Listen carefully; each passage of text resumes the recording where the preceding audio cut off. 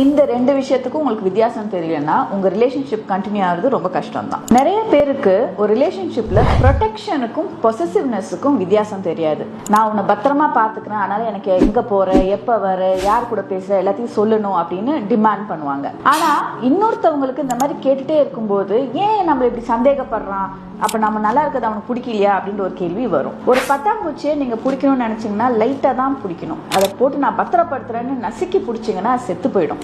அதே மாதிரி தான் ரிலேஷன்ஷிப்பும். உங்களுடைய ப்ரொடெக்ஷன்றது சில கேள்விகள் சில நேரங்கள்ல ஒத்துக்கலாம். எப்பவுமே கேட்டுட்டு இருந்தா அது பொசசிவ்னஸ் ஏன் ஒரு மனுஷனுக்கு வருதுன்னா ஃபியர் ஆஃப் லாஸ். நம்ம கிட்ட இருக்கிற பொருள் நம்மளை விட்டு போயிடுமோ அப்படின்ற ஒரு பயம், ஒரு அதிர்ச்சி வரும்போது அவன் எக்ஸ்ட்ராடனரியா அதை பத்திரப்படுத்தணுன்றது மட்டுமே யோசனையா வச்சு செயல்படுறான்.